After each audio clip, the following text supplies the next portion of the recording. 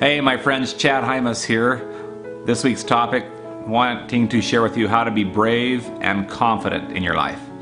Now keep in mind, bravery and confidence, there's a big difference between having confidence and having an ego. So confidence is just simply having the belief that you can do something. The belief that you can accomplish a task.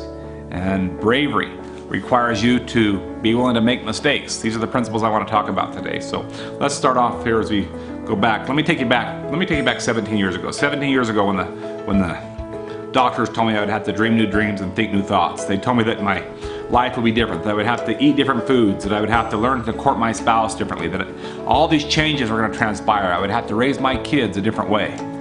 And all these fears about me being a parent and about me being able to be active in their life, and this fear about even wanting to be alive.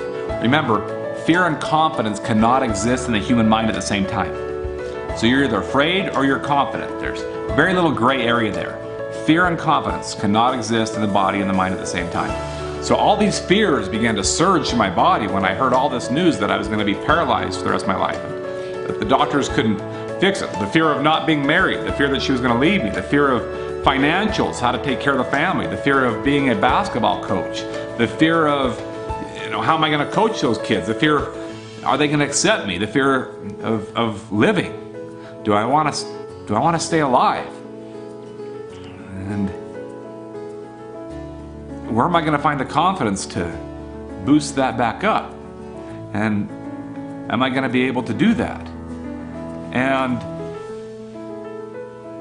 what I learned was, and what I have learned in order to find that, is that sometimes the challenges that you and I face, the paralysis, the patterns that need to be broken, the things that we see as very, very challenging, turn out to be our greatest strengths and help us have the courage to learn what confidence is and to be brave. Let me give it to you this way. Weakness can be a marvelous teacher. Pain can be a marvelous teacher. The problem is sometimes you and I will experience pain in our life, emotional pain, physical pain, mental pain.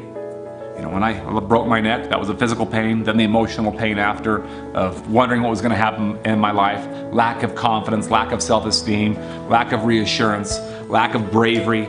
The uncertainty of what was going to happen with my future, uncertainty, doubt, and fear, all those existed. And what I've learned is that all those feelings can be a marvelous teacher if I'll listen to them. The problem is sometimes you and I have pain in our life, like an addiction, and we put a Band-Aid fix over it, and we wonder why it never goes away. People go to jail, they experience pain. They don't like the 8x8 cell, and they wonder why they keep going back. It's because they didn't hear the message of the pain. People get in an argument with a spouse, and they wonder why they keep arguing with their spouse. They should wonder why. They didn't hear the message of the pain. Kids, youth, young adults, they experience uncertainty, lack of courage, lack of self-confidence, depression. They go through those pains and they wonder why it never goes away. And it's because they don't embrace it, hear the message of the pain, and do something about it to change it. So there's two options, the way I see it. You stay caught up in the lack of confidence, the lack of self-esteem, and you stay stuck in that wheelchair. Or you can get out of it, so to speak. And only you can make that choice.